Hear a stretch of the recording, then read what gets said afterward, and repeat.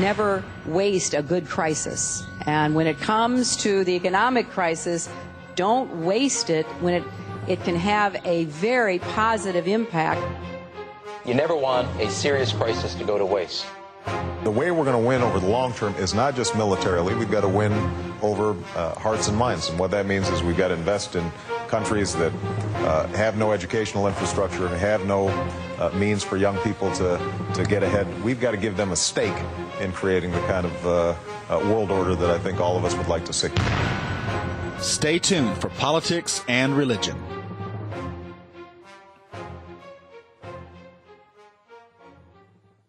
Well, this is interesting because a man and his daughter have been arrested on the Temple Mount. They're both Jewish, and they were visiting the Temple Mount. And he was arrested for moving his lips, and she was arrested for nodding. Okay, now think about this. Here are Jewish people on the most revered site in the Jewish religion, the Temple Mount. That's where the first temple stood, the second temple stood. That's where Abraham raised the knife over Isaac. And they're on the Temple Mount. And an Arab policeman sees the man move his lips, jumps to the conclusion that he is praying, and that his daughter is standing there nodding to his prayers.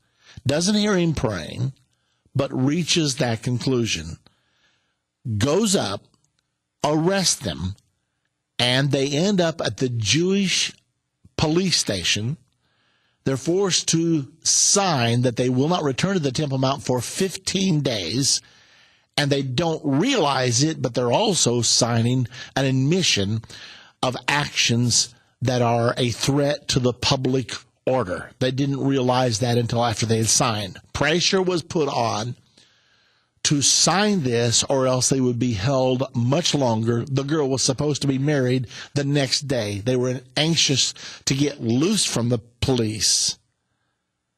Now, interesting. Let's think about this for just a moment and what all it entails. Let's just imagine that a Jew in the United States of America was forbidden from praying in any public site. Think about this. Whether they're standing on the White House lawn, a park somewhere, but a Jew moved his lips. Can you imagine a police officer from any place in America walking up and saying, sorry, you can't move your lips. We think you're praying and you are offending someone, therefore we are arresting you. And they haul him off to jail and his daughter off to jail, due to be married within 24 hours, because she nodded. Now, they didn't hear what he said, didn't know that he prayed, and didn't know why she was nodding. Arrested for nodding. Now, why am I bringing this up? This simply illustrates to us the volatile situation in the Middle East. Now, we're talking about the dispute over the 35 acres that will give us the Battle of Armageddon in the not-too-distant future. Now, this illustrates graphically the tensions, the sensitivity of the Temple Mount. Now, Zechariah 14:2 says, I will gather all nations against Jerusalem to battle. The Jerusalem issue and the Temple Mount issue in particular is the most sensitive issue in the world, actually. Nod your head, go to jail.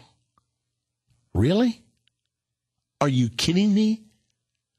I mean, Israel, the government of Israel, does that to its own people. This simply shows how frightened the Jewish people are of incurring wrath. Now, the Muslims are saying only Muslims have a right to pray on the Temple Mount, but the Jews don't believe that. Even Christians cannot pray there. I stand there every year. I was there 3 weeks ago. Stood on the Temple Mount. Did I pray? No, I didn't want to get arrested. I had plenty of other places that I could pray. And to me, I can pray one place just as well as another, and God will hear me equally, whether I'm praying from Plano, Texas, or whether I'm standing on the Temple Mount. But should I have the right to pray there? As much as any Muslim, for sure. As much as any Jew, for sure. But it is simply not the case. Now, that's one of the amazing things that is happening in the nation of Israel today. It's not going to stop. Now, there is going to be an agreement signed that will allow the Jews to pray there. The Bible calls this the confirmation of the covenant. It'll happen 7 years before the battle of Armageddon begins. The agreement will be signed, a Jewish temple will be rebuilt, and animals will even be sacrificed on the Temple Mount. So the tension is already there, but ultimately it will result in the invasion of Israel by the world community.